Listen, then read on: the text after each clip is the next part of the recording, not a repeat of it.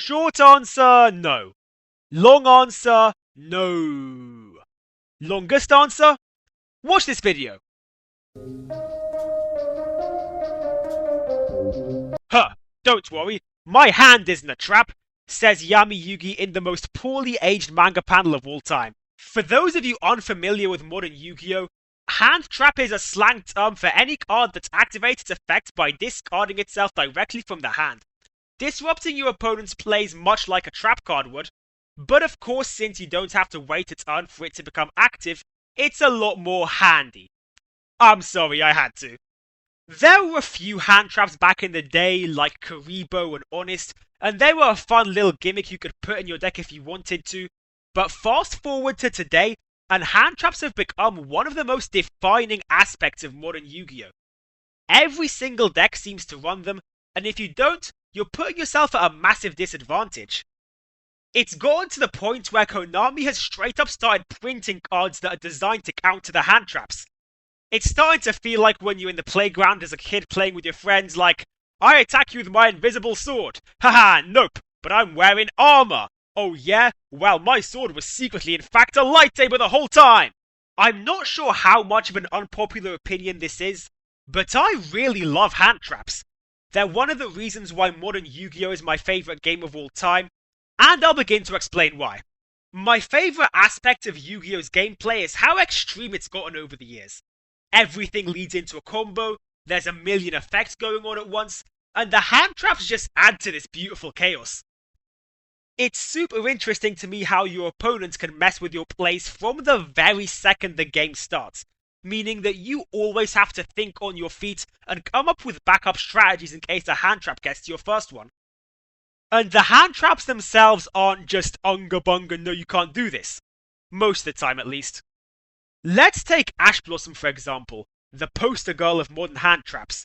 She can negate all sorts of effects that tie into popular strategies, but she can only negate one effect, and you can only use one Ash Blossom per turn. Like I said, the combos in modern Yu-Gi-Oh! Go crazy, so you gotta be really tactical with your Ash Blossom. Otherwise you'll just negate something inconsequential and the main part of the combo will still go through. Oh, and speaking of crazy combos, it's because of hand traps that modern Yu-Gi-Oh! Is able to work. The OG trap cards were first introduced to Yu-Gi-Oh! To allow players to make a comeback against their opponent. And back then, the main path to victory was just to get a big monster with lots of attack points and then attack. So of course, we had traps that could destroy a big boy upon summon or stop his eventual attack, as long as they could survive a turn on the field. But times have changed, and so have strategies. It's no longer about simply outclassing your opponent in attack points, it's about outclassing them with powerful effects and high-speed combos, and the entire process just moves along much faster. Waiting until it's your turn to set your bottomless trap hole and then waiting another turn for it to be active just isn't going to cut it anymore. With the vast majority of trap cards designed to disrupt a game plan that's now obsolete, the obvious next step would be to make new cards designed to disrupt the game plans that aren't obsolete. And of course make them ready to go straight from the hand to match the faster pace of the game. Of course you'd have to draw them, just like you'd have to draw your copy of Mirror Force back in the day, but it's thanks to these hand traps that we can have all these super fun combos without the game de-evolving into a coin toss simulator. So it's for this reason that I have to give a big thank you to hand traps for allowing this card game to function in the unique way that it does. And it's not like the arrival of hand traps has caused regular traps to become useless. There are several powerful modern day decks that are dedicated completely to OG trap cards, with all sorts of effects to make them be at their strongest. And lots of duelists love to run the most powerful OG trap cards in their side deck, because if they lose a duel and then choose to go first in the next one, they'll have the opportunity to get these cards active before their opponent starts comboing. And in this way, the trap cards' role as tools for a comeback is taken to a whole new level.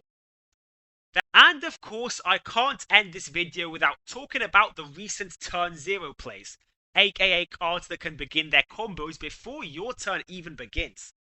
When I first saw the leaks, I thought, this is stupid. But when I played against opponents who used them, I realized, this is awesome. It's just another genre of cards that could fit the role of a hand trap in disrupting your opponent. Except instead of negating their plays, you're competing with them. And of course, if you're a patient duelist, then the third option always remains: board breakers! That's all for today. Please like and subscribe, and I hope you enjoyed the video. See ya!